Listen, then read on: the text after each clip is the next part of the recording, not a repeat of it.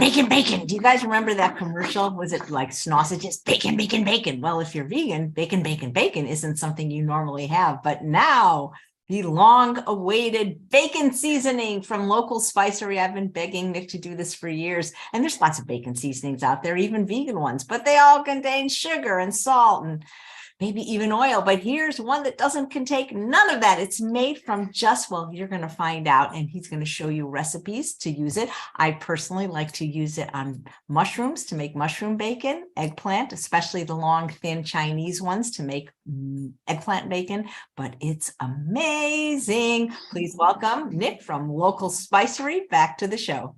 Hey, Nick. Hey, thank you. Thank you. You're welcome. Who was that? That was me saying thank you, because this is something I've been wanting for a long time. There was just a slight delay. It sounded like it came from somewhere else. Oh, well, thank you for pushing me. It's been a lot of fun. You're hearing things now. Yeah, this is great. I mean, I used to say my favorite spice from local Spicery was pepperoni spice, but then you make salacious, and then I have to say it's salacious, which is still one of my favorites. But this is definitely up there with the Bayou barbecue seasoning. There's just no limit to your creativity. I think it's just I'm getting more and more comfortable with the vegan palate. We've been doing it more, and you learn what you need, right? Yeah, I mean, I think there's a huge market out there. Even if people aren't vegan, I know a lot of people with kidney disease that can't have salt, and I hope that they'll eventually find your product. Here's to that. Yeah, so tell us how you created this, and how'd you figure it out, and what should we use it for? Oh gosh, well, I mean, it's more than anybody. You challenged me to do a bacon seasoning at least 2 years ago, and I think at the time, first thing I told you was, a bacon seasoning without using any salt or any sugar, and then I've got my own self-imposed problems. I don't use chemicals. I don't use anything that's processed or unnatural. It's just how I cook and how I eat. I did a lot of research. I've read lots and lots of recipes, how people make bacon, and nothing that I could come up with was really satisfactory, and it was very frustrating. And you and I shared the frustration, as you asked me many times, hey, what's happening with the bacon? The genesis really was when we figured out the salacious, because the second I tasted that, I thought that's at least half of the bacon right there, because to be able to deliver that saltiness, but also the salacious itself has kind of a meaty quality that comes from the porcini mushroom and the kombu. I could taste it in the salacious, and from then it was really just a question of getting the things on the edges right. But the other big part of the challenge was, what is a bacon seasoning supposed to be? Because part of this show, I'd like to throw this back to everybody who's watching. How do you want to use it? And how is it going to be used is really going to drive how you blend it. And I tried, you said there are a lot of bacon seasonings out there. I found a few, and I bought them and tried them. And they all had kind of a different take. Do you want a bacon flavor that when you put it in something immediately makes the whole thing taste super smoky and bacony? Or do you want something that in and of itself tastes more like what bacon tastes like, but it's going to be a little bit trickier to play with? And I just kept going back and forth, had a very hard time making a call on where it had to go. And finally came back to, I was able to put something together that to my palate really tastes like bacon. Like everything we make, everything is in there is grown in the ground. So, there is nothing in there that was processed in a kitchen or made in a laboratory or, anything. It's all completely natural products. So it was a challenge. Once I got to the point where I could make something that to my palate really, gives me that flavor of bacon, I decided that I'm going to go with what I love, and that was it. What I do find with the bacon seasoning, and to some people it might be a drawback, some others, the bacon seasoning, at least to my experience, two comments on it immediately. One is In my experience, less is more. You know, the more subtly you use the bacon seasoning, the better it seems to work. It's one where, you know, when you add more to it, you're not really building up a stronger bacon flavor, but it's the smoke flavor that builds up and it becomes just kind of overly smoky. So as you use it, be aware of that. And the other is that when you cook with it, you lose a lot of the flavor as it cooks. And so I have found it's something that really wants to be used either at the very end of cooking or even as a finishing spice. So, you know, I think of it, I use it a lot now in finishing the things that I found that I love it on. You know, we make BLT avocado toast. You know, put some avocado on toast, some lettuce, some tomato. If you're into it, you can get some vegan mayonnaise. We don't, and then just sprinkle the bacon seasoning on like you would bacon bits, and it's absolutely delicious. You know, same thing. I love it on sweet potato fries. Same thing, just cook your sweet potato fries in the air fryer the way you normally would, but at the end, just sprinkle them with the bacon seasoning, and it's phenomenal. I hope you guys enjoy it as much as I've enjoyed making it, and I've been enjoying cooking with it. The one challenge I do want to throw out is, you know, this is brand new, and you know, I've got 2 or 3 or 4 or 5 things that I found that I really love it on, and I'm coming. It's just, you know, got the creative juices going. I keep coming up with something every day that I want to try it on. But I'd love to hear from everybody out there how you end up using it. And so if anyone wants, you know, fire me an email. My email is really simple. It's just nick@localspicery.com. Tell me how you use it. Give me a recipe if you've got one. I haven't figured it out yet, but I will come up with a suitable way to reward you and to promote it. But I'd love to hear from people how you're using it out there. And I'll be sharing with you today ways that I use it. It was, gosh, I think it was a month, maybe 2 months ago, AJ, when you asked me, you know, what's the first thing that I'm going to want to cook with it? What do you really want to use bacon in? And what I told you was, you know, I wanted to go French. I wanted, you know, one of the things I love, mushroom bourguignon. It's one of my favorite dishes, and it's one of, you know, Evelyn's favorite things for me to cook. But it's always, you know, for me, it's just not quite there because it doesn't have the flavor that is drawn in French cooking from the Lardons, you know, which is, you know, a French bacon. And now, you know, first thing I wanted to present to people was making a mushroom bourguignon with Lardons, with an, you know, bona fide bacon flavoring, completely vegan. So that's what we're going to be doing. I think I'm just going to get started and get into this one recipe, and you know, we can talk while we go, AJ. If you've got some questions or if you have some thoughts, we can move on it. But as usual, I've done a fair amount of prep work in advance. 3 components to this dish that I've prepared. One is the Lardons themselves, and I'm going to show you how I did that. The second is you know, the second ring in this 3-ring circus. You know, you make beef bourguignon, that's just kind of half the dish. The other half is what are you going to put it on? Well, my favorite thing in the world for mushroom bourguignon is to put it on polenta. So we're going to cook some polenta. I'm going to break one of the 10 commandments, and we're going to do a very, very quick polenta. Probably cook it in 5 to 10 minutes. Although, you know, I think as everybody shares, polenta, the longer you cook it, the better that it tastes and the better that it feels in the mouth. And then the third part is what's in this pot, which is the the vegetable saute, vegetable reduction, which includes the mushrooms. And at the end, it all comes together. So in that order, let's start with the what I did to make the lardons. Now I'm going to pull this out of the fridge here. So to make the lardons, first of all, I needed something that had a meaty texture to it. So I used extra firm tofu, cut it into slices as thin as I thought could hold together. They were about 1/8 of an inch wide, and then laid them out in a Ziploc plastic bag and put them in the freezer, and let them freeze overnight. And then took them out and put them in the refrigerator to defrost in the refrigerator. You can also just put the whole block of tofu in the freezer and then slice it later. I've done both ways, and frankly, I don't really see a strong difference in how it comes out of my cooking. So take your choice.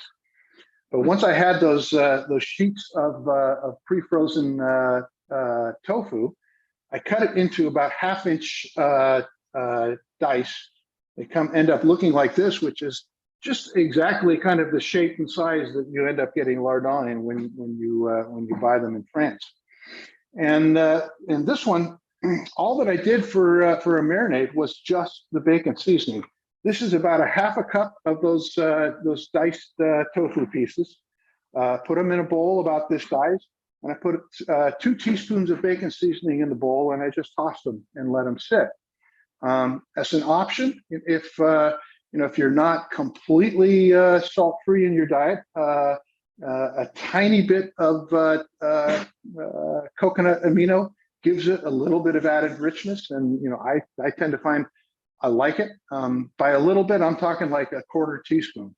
And just in terms of what that means in salt consumption, at least the coconut aminos that I have, they say it's 13% of your RDV per serving. The serving is a tablespoon. So this, and a tablespoon is 3 teaspoons. This is a quarter of a teaspoon, and this is going to be divided among 4 to 6 servings. So it's really very tiny amount of salt, but it gives you a lot of added depth. It's if you're fully salt-free, you won't feel like you're missing anything without doing it. So just toss them in the bacon seasoning. And I wanted them to have a little bit firmer feel, so I just spread them out on a sheet of parchment paper and put it in the air fryer, 350 degrees, about 3 minutes. Turned it over another 3 minutes or so, just so they have a little bit more give. They're a little bit tougher. And these are the lardons. I'm going to throw these in just at the very end. And they're going to do 2 things. They're going to give you these little, meaty pieces in your dish that will, I like to call them flavor bombs. When you bite into them, they'll explode with a salty, bacony flavor. But they'll also impart kind of a general, smoky bacon flavor to the entire dish, like it does in a true bourguignon. The second part, which is the polenta. I think I'm going to get that started right now. I've got 2 cups of water in the pot. I'm just going to get it to boil, and I'm going to add a cup of polenta. We'll just let it sit there and simmer while we're doing this. Pay attention to it so it doesn't go dry. Really, really simple. The only thing about polenta is that it does like attention. You have to check on it every now and then so that it's not getting too dry. But otherwise, we'll get that going. And then the saute. So to me, in a bourguignon, the real star is pearl onions. Now, pearl onions, they're little tiny onions about this size. That's a white one. And when I do them, if you can, I love to do half white, half red if you can get them, just to add a little bit of color. And to get the flavor of the pearl onions just right, well, actually, let's begin with the hardest part. One of the 2 things that hold me back on pearl onions, one is they're expensive generally. And then the second is they are very time-consuming to peel. So I thought I'd address both of those. In terms of expense, they are what they are. This time I just ran and bought them at the grocery store. They come in these little pouches like this. They're quite easy. But back when I was going to farmers markets every weekend, there was a farmer who brought onions to the market, and I would go and buy the smallest onions that I could that he had. And they were this size up to like a boiling onion. I love smaller onions. They're sweeter, but also when I show you how I cook them, you'll see what it does in terms of the flavor of the onions. And the farmer, she told me that no one wants the small onions, and so she sold them just at the same price per pound as the bigger onions. So I felt like I was getting quite a good deal, and they were quite good onions. So if you do go to a farmer's market, you might talk to some of the farmers and see if they do something like that. The key is to peel them. Really very simple. I wished I'd known it earlier in life. I have a memory with my father-in-law. We were cooking his mother's recipe of creamed onions for a holiday dinner once, and we had probably 5 pounds of these onions, and we sat and peeled them all by hand. It took us hours, but it's really very simple. Just put a large saute pan on the stove, turn it on very high, and while you wait for it to boil, you take your onions, and with the sharp, it's got to be a really pretty sharp knife, but just cut the end that has the roots on it, not the tail where it grows out of, and set them aside. Once the water's boiling, just dump them in the boiling water and set a timer for 60 seconds. 60 seconds later, pull them, put them in a colander, pour cold water on them, and they're ready. They'll just almost walk out of their clothes. Just peel them with your fingers, and they're very, very easy, very fast. Excuse me for 1 minute because my water is boiling. I'm going to throw the polenta in here just to keep up schedule. Okay, like, I'll talk to the people for a minute. Hey, everyone, okay. I hope you'll try this seasoning. And if you've tried local spicery, let me know in the chat what your favorite one is. I'm seeing a lot of pepperoni, but I think you'll like this. And I do want to tell you that tomorrow's show is happening at 3 p.m. Dr. Esther had a change in his schedule. It's usually at 9 on Wednesday. That's why not only is it good to subscribe to me on YouTube because you get the notifications, but when you're on my mailing list, we update you, and we sent out an email explaining the tomorrow show on heart disease with Dr. Stefan Esther would be a little bit later. And back to Nick. Very well done. So what's in this dish? We start with the pre-peeled onions. I put the pot on very, very hot, and I throw the onions right in, dry, no oil, no nothing. The key to getting these onions cooked, and this is why I think that they're really the star of this dish, is you can see there's some, they're completely brown all the way around, even some little black spots to them. And what that means is that the outside of the onion is just beginning to caramelize, but the inside is still really sweet and not hard, but a little bit, gives just a little bit.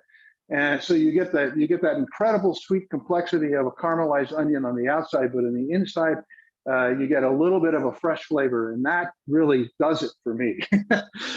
So getting that part right, you want to make sure you're going to keep them going until the onions really turn to a primarily brownish color, and you'll have some flecks of black on the onions.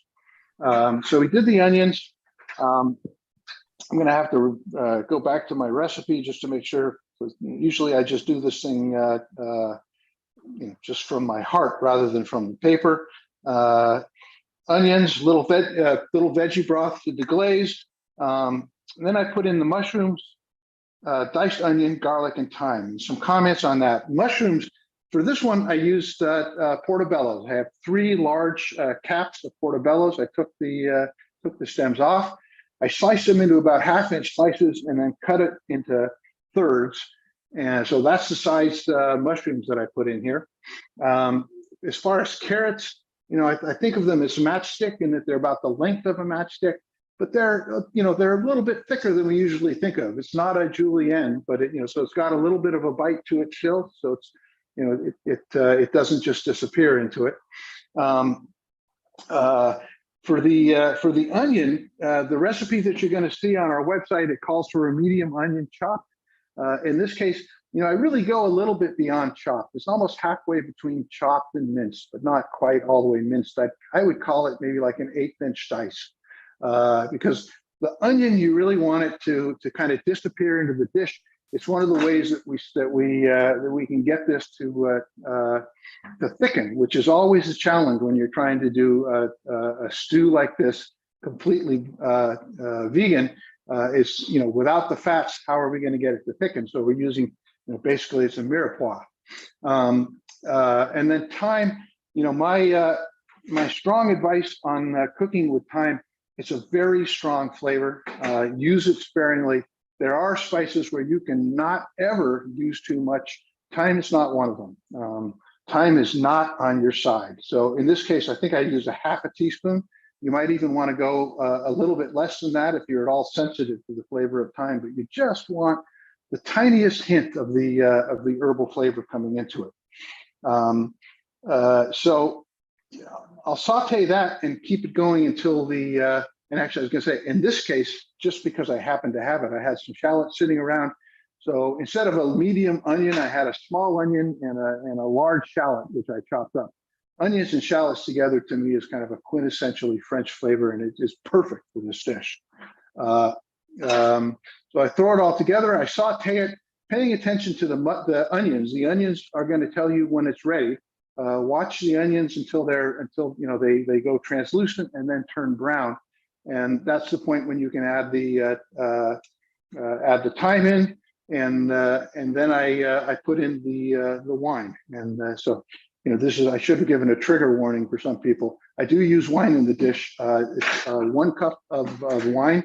I usually try to use a French wine. If I can't, I'll use basically a French varietal, like a Pinot Noir. In this case, I used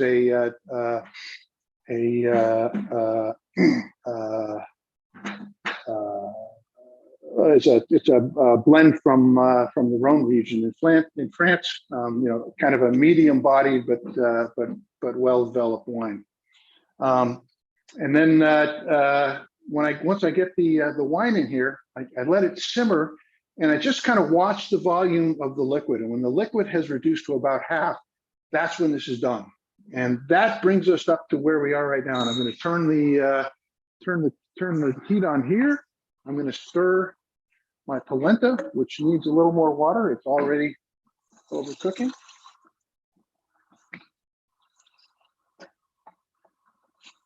And just get this blended in. Turn this way down. Just let it sit and go. Okay. So the next steps for this is we're going to add just 2 tablespoons of tomato paste and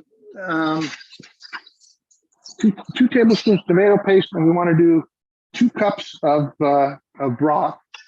And of course, I'm using local Spicery Bada Bing bouillon, which is absolutely perfect for this dish because the flavors in the Bada Bing bouillon really were based on the French mirepoix, so it's perfect for French cooking.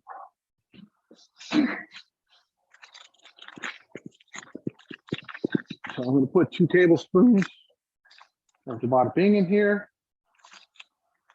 I did, just before we started, put some water in my kettle, so I've got some hot water right here. It's already been measured. There should be just exactly 2 cups. Voila. I'm going to stir this a little bit, and we'll add it.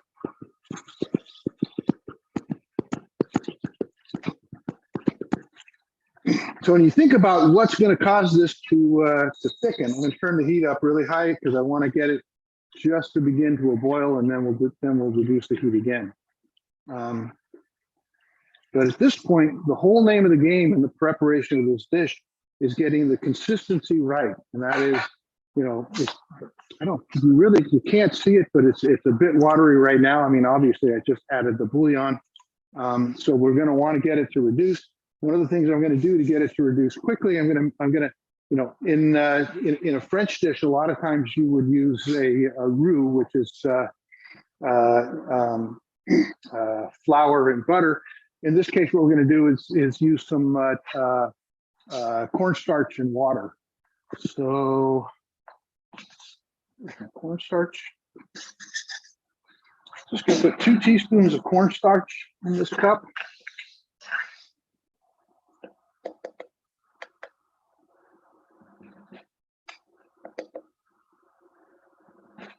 Teaspoons, and we'll put 1 tablespoon of water. Are the spices available to people that live in Canada? Nathalie wants to know. Yeah, we can't ship to Canada, and it's not a choice. It's due to international law, and I have to tell you, I think it's a good law, but it's unfortunate for small companies like mine because. If I'm shipping to Canada, I'm actually exporting, and since I'm exporting agricultural products into Canada, every lot has to have its own original certificate of analysis, which is an expensive level of analysis that has to be done to it. It costs about $300 a pop to get the analysis done. we have the analytical data for every single ingredient, but once we put it together into a blend, it's a new lot, and so it would require a new analysis. And we just can't do that economically. It would probably double the cost of our product. We get asked that a lot. In fact, just today, I think 2 people sent us emails asking about shipping to Canada, and one asked about shipping to the Netherlands. And usually what I would love to say is no, but I'll deliver. But we cannot ship internationally, and also just the architecture of our website does not allow for international credit cards. So unfortunately, no. If I had my way, we would, but no. Okay. So this is getting close. It's not quite boiling yet. Once it starts boiling, I'm going to let it go pretty fast and furious just to reduce it as quick as possible. It's already the cornstarch is already thickening it quite nicely. And you can serve this like it is, but I'm going to let it go just a little bit further. And then at the very end, we're going to throw the Lardons in, which will give it that bacon seasoning, and then we'll put it on top of the polenta. I'll talk a little bit about the bacon seasoning. I mean, I think of it as a real good news story, because for me, it opens up the creativity and gives me something new to play with, a new flavor that we can put onto things.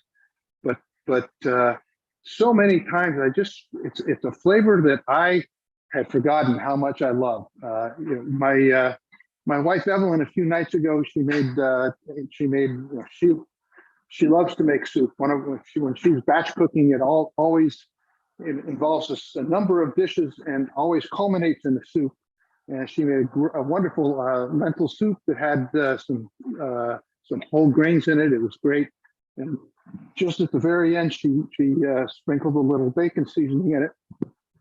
She didn't tell me what she had done or what I was eating. She just handed me the bowl, and I started eating. And it was an immediate, oh my God. I mean, I couldn't believe it. It tasted just like there was bacon in it. And it was phenomenal. I hope you all have the same experience that I do. I'm having a lot of fun with it. Okay, yeah, not quite there.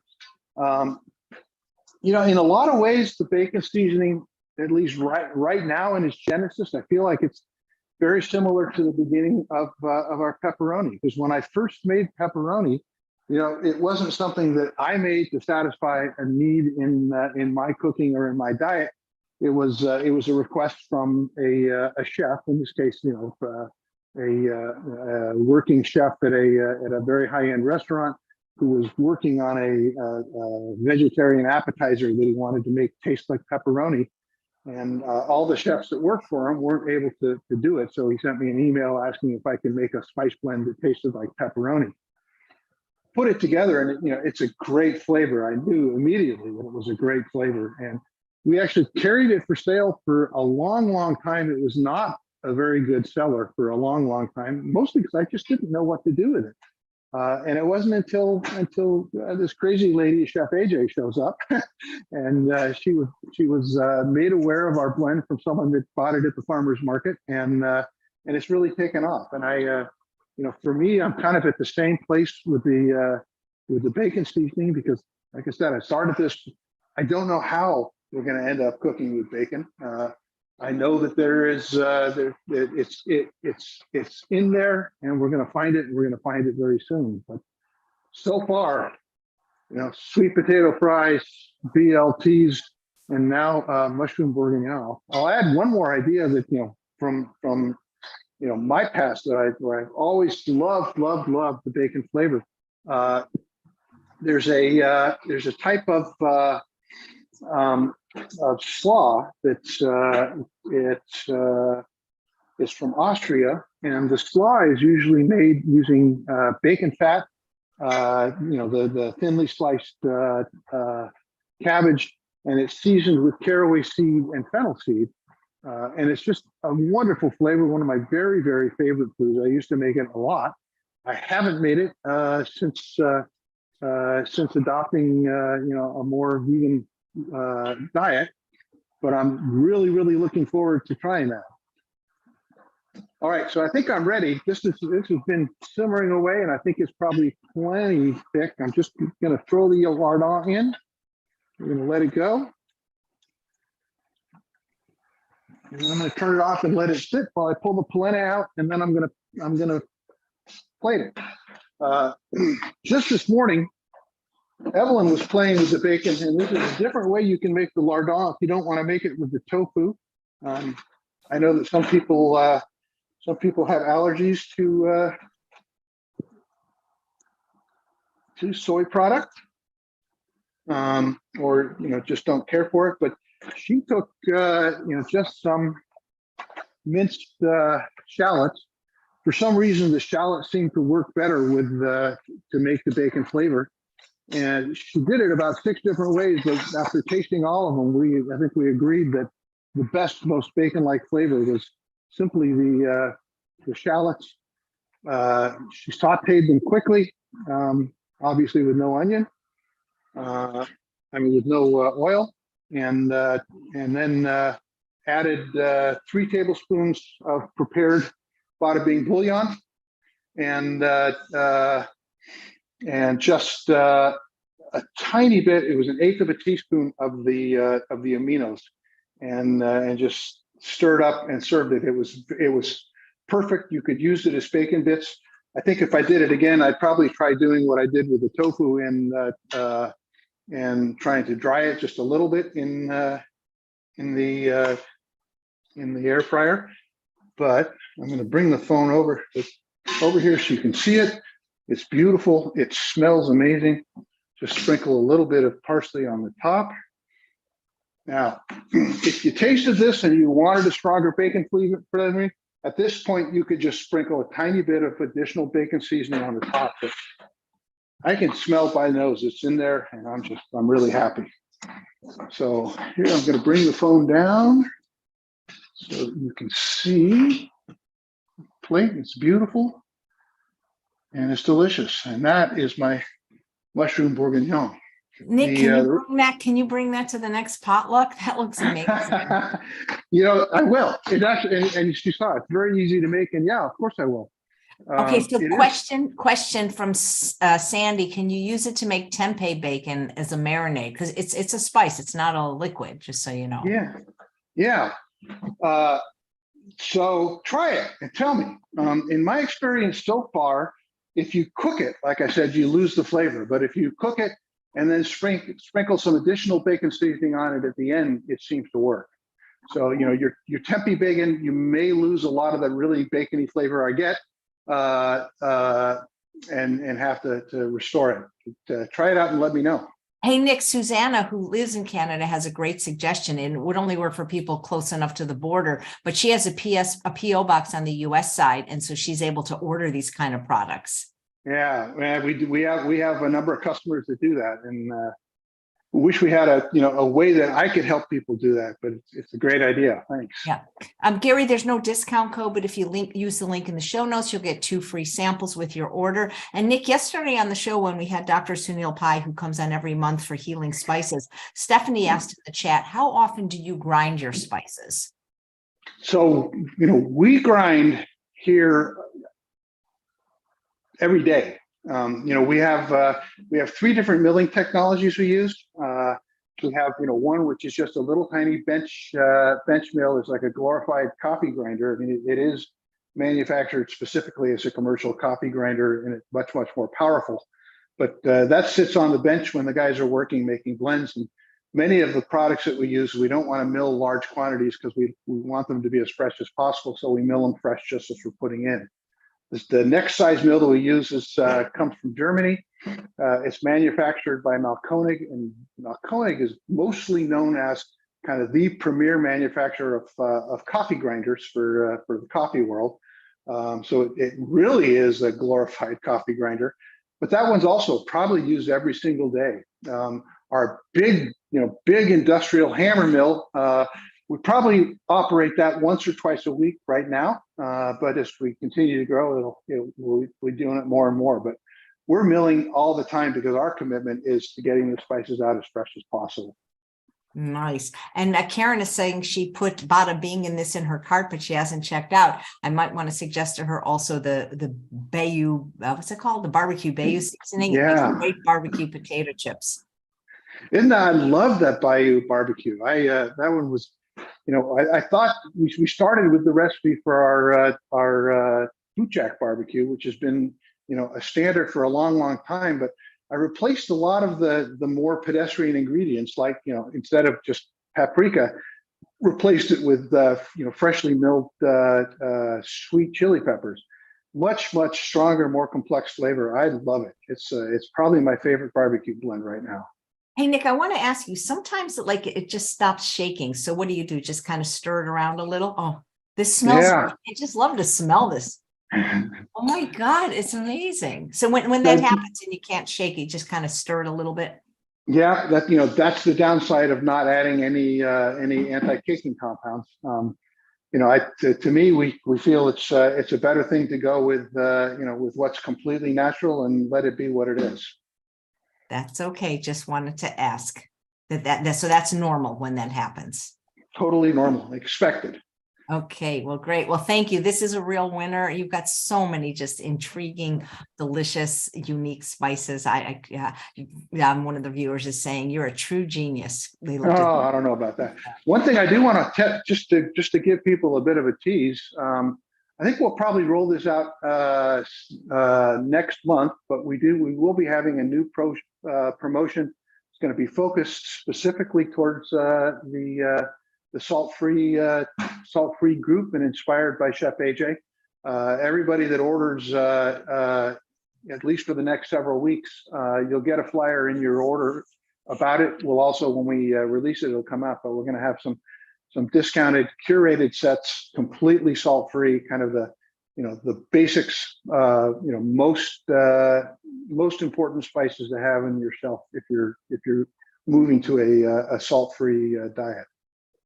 Actually, we're calling it Mission Possible. Nice. I have to hook you up with the nephrologists. I know they need to find out about you because they don't want their patients on dialysis having salt. You've mentioned that before. I think it's a wonderful idea. I just haven't found the time to dive into it, but we will. I think it's a great advice. Liz wants to know how spicy is the Bayou. It's not any spicier than a barbecue potato chip. It's not really, I wouldn't call it spicy. Can Nick manually enter a Canadian credit card if we phone him? No. And I'll tell you, just very heartfelt, I don't want to know your credit card number. I don't want to be responsible for it. One time I had a customer that talked me into it, entering the credit card number for her. And I regretted it because I'm an older guy. I know what I know about technology. I don't know what I don't know. And, I entered her credit card number and it went right into my wallet. And so every time that I would try to add credit card numbers in later, it tried to put her credit card number in there. And it took me a while to figure out how to get it off. Make purchases. So Nick, I have another challenge for you. Here, it's going to be really hard. So nutritional yeast is beloved by vegans because it makes things taste like cheese. But there's a few people like me that are just get really sick when we eat it, or people that are actually allergic or have Crohn's disease. Make a cheese substitute for us. I wish just once you give me a challenge that's a little bit easier. Okay, I will, but start working on it now, because if it takes you 2 years every time I ask you something, you better start right now. I'll tell you right now, from the top of my head, I think I would begin on that one with shiitake mushroom. I was going to say dried mushrooms, so yeah. Yeah, it's got a little bit of that flavor to it. All right. Well, you get on it. Debbie, thanks for watching. She says she loves Nick's shows. Well, Nick, this is great. Thank you. You're doing a great service for people. Guys, you got to try the bacon spice. It'll change your life. AJ, thank you so much for your support. It means so much to us. Oh my God, you're the best. And guys, if you join my local meetup, Nick doesn't live too far. He sometimes shows up and he's going to be bringing that dish to the next one. So make sure you join my meetup. All right. Take care, Nick. Thank you so much. Right. Great to see you. Thank you. And thanks all of you for watching another episode of Chef AJ Live. Please come back a little later tomorrow at 3 p.m. Pacific time when Stefan Esser, MD, is going to be talking about